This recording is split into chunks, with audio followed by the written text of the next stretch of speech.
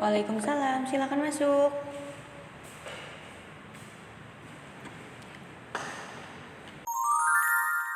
Rika ya? Iya kak, betul. Oh iya, Rika. Rika apa kabar Rika? Alhamdulillah baik kak. Baik ya, alhamdulillah. Oke, tadi dari mana sebelum kesini? Nggak dari mana-mana sih kak, dari kelas aja. Dari kelas belajar, aja. Ya. Oke, Rika sudah tahu kita akan melakukan apa? Sesi konseling mungkin yang seperti kakak bilang kemarin. Iya benar. Jadi kita akan melakukan sesi konseling ya Rika ya. Sebelumnya Rika sudah tahu apa itu sesi konseling?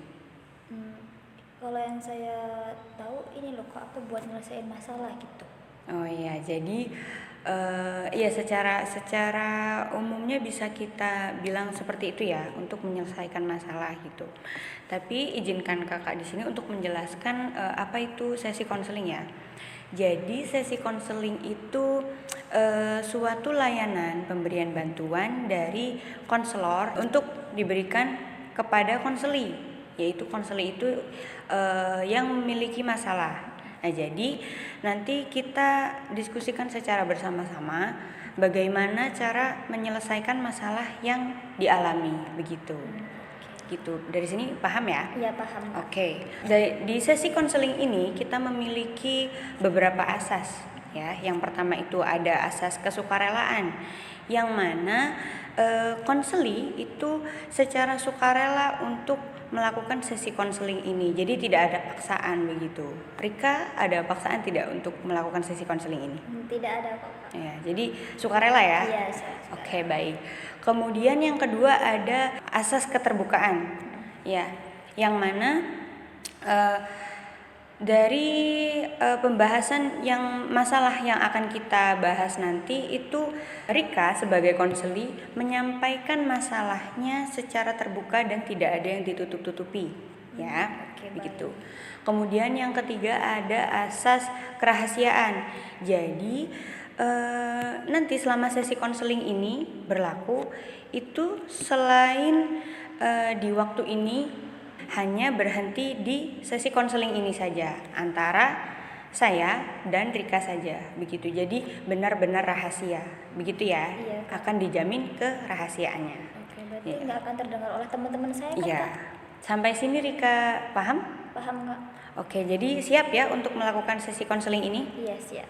Oke, jadi untuk sesi konseling ini juga kita dibatasi oleh waktu sekitar 35 sampai 40 menit begitu ya. Jadi sesi konseling ini untuk kali ini kita akan melakukannya selama 35 sampai 40 menit begitu ya Rika? Baik. Jadi boleh diceritakan masalah apa yang sedang Rika alami pada saat ini? Itu loh kak, saya itu kayak malas buat ngerjain tugas gitu. Saya udah kayak nggak punya motivasi buat ngerjain tugas lagi gitu. Jadi kalau dikasih tugas saya malas buat ngerjainnya. Tapi ya kalau nggak dikerjain nanti pasti ditanyain sama guru kan kak di kelas gitu. Oke, jadi akhir-akhir ini Rika merasa malas untuk mengerjakan tugas begitu ya. Kemudian motivasi belajar Rika juga berkurang begitu ya. Oke, kira-kira Rika merasakan motivasi belajar yang turun ini penyebabnya apa? Rika tahu nggak, ngerasa nggak apa sih yang menyebabkan saya ini kok jadi malas belajar, malas mengerjakan tugas ini apa ya gitu? Ya mungkin yang saya rasakan saya malas ngerjain tugas itu ya karena tugasnya mungkin susah ya kak. Iya. Gurunya juga di kelas neranginnya nggak secara jelas gitu kak, jadi kurang paham sama tugas yang diberikan itu gimana, jadi saya nggak ngerjain tugas. Terusan mungkin karena saya keseringan main HP, jadi kalau ada tugas udah nanti aja ngerjainnya, ternyata sampai nggak dikerjain. Kalau temen juga bilang gak usah ngerjain aja, kita ini aja pulang sekolah kita main gitu. Jadi akhirnya nggak ngerjain tugas juga kak, kayak nggak punya semangat buat ngerjain tugas lagi gitu kak. Iya, jadi penyebabnya itu karena tugas yang sulit, kemudian banyak.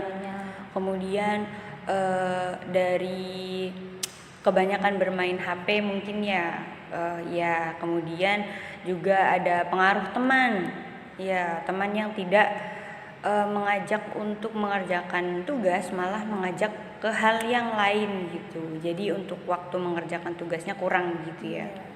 Oke. Jadi Rika sudah tahu ya, ini masalah Rika penyebabnya itu apa, begitu ya. Rika malas belajar itu karena hal-hal yang disebutkan tadi. Kemudian kira-kira Rika ada kepikiran nggak apa sih nanti kedepannya yang bisa saya lakukan untuk mengurangi kemalasan belajar saya ini? Nggak mungkin kan Rika terus-terusan tidak mau mengerjakan tugas, malas belajar begitu kan? Ya kira-kira ada? Ada sih kak, kalau menurut saya itu kalau misalkan masih kurang paham sama tugas yang dikasih guru, selama di kelas kita kayak nanya dulu ke ibu gurunya, Bu ini maksud dari tugasnya itu gimana sih, jadi di rumah saya paham gitu kak ngerjainnya gimana, sama kayak ngurangin main HP terus gitu ya kak, namanya kita siswa kan ya kan, jadi masih asiknya main HP, jadi kalau bisa dikurangin lagi, boleh main tapi sambil dikerjain tugasnya, nggak lalai gitu. Terusan kalau temen ngajakin main dikurangin dulu, kalau misalkan masih ada tugas main boleh, cuma nanti aja kalau tugasnya udah dikerjain, atau mainnya diganti kayak kerja kelompok buat ngerjain bareng-bareng juga bisa kak, biar temennya nggak sakit hati juga kan kalau mereka ngajak kita nggak mau, tapi kita alihin aja buat ngerjain, ayo ngerjain bareng-bareng gitu, jadi tugasnya selesai semua gitu. Oke, jadi kira-kira nanti Rika sudah ada gambaran ya untuk mengatasi kemalasan belajar Rika, yaitu tadi dengan bertanya kepada guru bagaimana ketika ada kesulitan yang dialami, bertanya dulu kepada guru bagaimana yang sebenarnya agar tidak terlalu sulit begitu. Kemudian dengan mengurangi bermain HP-nya Rika begitu ya, untuk kemudian mengatur waktu, bisa dibilang begitu ya, mengatur waktu. Kemudian tetap bermain dengan teman tapi dengan batasan waktu begitu ya. Untuk lebih mengutamakan tugas dulu daripada bermain. Boleh kakak menambahkan? Boleh kak. Iya. Jadi untuk mengatasi daripada kemalasan belajar, mungkin Rika dapat melakukan manajemen waktu. Jadi sesulit apapun itu, jadi setiap hari kita harus kerjakan tugas-tugas itu. Walaupun hanya cuman sedikit gitu, mungkin setiap harinya hanya 1 jam, mungkin mengatur waktu 1 jam untuk mengerjakan tugas. Jadi kan setiap hari walaupun sebanyak apapun itu tugas kita cicil, jadi ada kan nanti kita dapat gitu. Kalau kita cicil sedikit-sedikit, lama-lama juga akan selesai begitu kan. Iya. Kemudian bisa dengan mengatur waktu untuk bermain HP juga, jadi dibatasi untuk per malam atau setiap harinya itu untuk bermain HP ya, untuk scroll atau untuk apapun itu dibatasi dari berapa jam gitu. Kemudian untuk pertemanan mungkin Rika bisa membangun prinsip begitu. Jadi tidak mengikuti teman begitu. Jadi apa yang akan Rika lakukan itu sesuai dengan keinginan Rika, tidak ikut-ikut dengan teman begitu, tidak terpengaruh dengan teman begitu ya. Tapi tetap berteman dengan temannya, berteman baik dengan teman begitu. Itu dari kakak ya, bisa dipahami kan? Bisa kak. Iya. Kemudian kira-kira yang Rika sukain itu apa sih? Ada nggak sesuatu yang mungkin pas waktu Rika lagi galau mungkin atau lagi suntuk begitu, apa yang biasa Rika lakukan begitu? Paling kalau lagi suntuk gitu kayak dengerin musik aja sih kak, Oh, dengerin sambil musik. ini apa kalau punya es krim gitu kan ya, sambil makan es krim yang manis Iya gitu. iya. Jadi Rika suka musik gitu ya. Musik suka dengernya genre apa nih? Random aja sih kak, yang Oh. kayak lagi banyak aja gitu, kalau enak didengar ya musik-musik kayak Oh, gitu. iya. Tapi lebih ke musik yang agak lawas sedikit gitu, Oh, bukan iya. tahun-tahun sekarang Iya. kayak 2010 atau 2004 ke bawah gitu. Iya. Oke. Jadi Rika suka mendengarkan musik genre apapun itu eh, yang famous gitulah ya. Kemudian agak lawas gitu. Dan Rika juga suka makan es krim begitu Iya. ya. Es krimnya suka rasa apa nih biasanya? Strawberry sih kak. Strawberry ya. Iya, ada Oke. asam-asamnya gitu. Oke, jadi untuk mengatasi ini agar bisa terwujud, jadi kita akan melakukan kontrak waktu untuk sebagai upaya mengatasi kemalasan belajar Rika. Begitu ya Rika. Iya, baik. Jadi di sini kakak punya kertas. Rika boleh tuliskan jadi rencana apa aja yang akan Rika lakukan untuk mengatasi kemalasan belajar Rika ini. Silakan Oke, ditulis berarti dulu ya. apa aja kan kak yang tadi sudah disebutin? Iya, boleh. Kalau Rika mau menambahkan juga tidak apa-apa, boleh. Oke.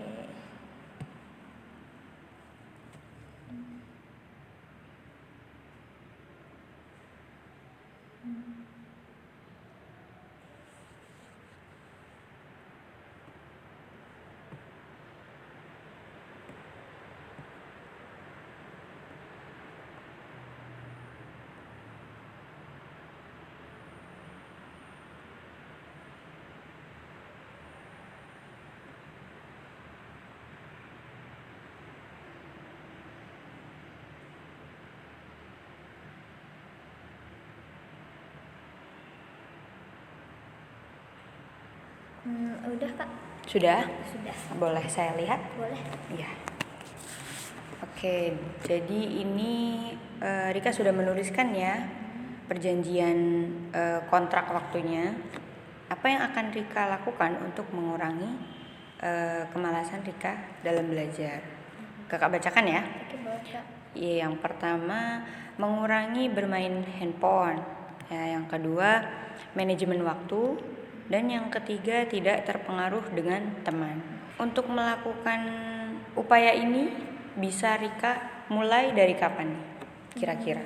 Dari besok bisa kak? Dari besok bisa? Iya, jadi kalau ada tugas mulai dikerjain, dicicil gitu biar nggak malas-malasan lagi. Oke, iya begitu. Boleh Rika baca sekali lagi dengan dihayati ya. Jadi Rika bisa benar-benar nantinya menerapkan begitu upaya-upaya ini. Upaya yang akan saya lakukan untuk meningkatkan motivasi belajar saya supaya tidak malas mengerjakan tugas lagi, yaitu yang pertama itu saya mengurangi main HP-nya, yang kedua itu saya melakukan manajemen waktu, jadi kayak waktu berapa jam buat main HP, berapa jam buat ngerjain tugas, gitu, bagi waktunya. Yang ketiga itu saya tidak terpengaruh dengan teman. Kalau misalkan temannya nggak ngerjain tugas, ya saya nggak boleh ikut-ikutan biar saya nggak malas-malas lagi. Udah cukup. Oke, bagus. Jadi ini Rika akan melakukan upaya ini mulai besok, benar? Benar. Oke, kita lihat seminggu ke depan ya. Iya. Nah, kemudian untuk selama melakukan upaya ini nanti akan ada reward dan ada punishment. Jadi reward ini adalah hadiah dan punishment ini adalah hukuman. Rika tadi sukanya apa? Dengerin musik sama makan Dengerin musik dan makan es krim. Oke. Mungkin untuk rewardnya nanti selama seminggu kita lihat apakah berhasil. Kalau berhasil nanti boleh rewardnya itu bisa es krim untuk Rika, strawberry kan tadi? Iya. Oke, itu sebagai reward ya. Dan sebagai punishmentnya mungkin untuk beberapa bulan ke depan, ketika Rika tidak menepati upaya-upaya ini, Rika tidak dulu mendengarkan musik. Bagaimana? Itu sebagai hukuman saya ya Kak, kalau Iya. misalkan saya tidak sesuai sama perjanjian ini Iya. gitu ya. Oke, boleh. Iya, boleh ya. Boleh. Jadi benar Rika akan melakukan upaya-upaya ini ya? Iya benar Kak. Iya, baiklah. Dari sesi konseling ini, masalah Rika itu adalah kekurangan motivasi belajar, kemalasan belajar begitu ya. Iya. Motivasi belajar yang menurun begitu. Iya. Iya. Dan bisa kita mulai dengan upaya-upaya yang akan Rika lakukan tadi, mengurangi bermain HP, kemudian manajemen waktu, dan tidak terpengaruh dengan teman. Begitu ya. Iya Kak. Ya. Rika boleh ambil kesimpulannya bagaimana?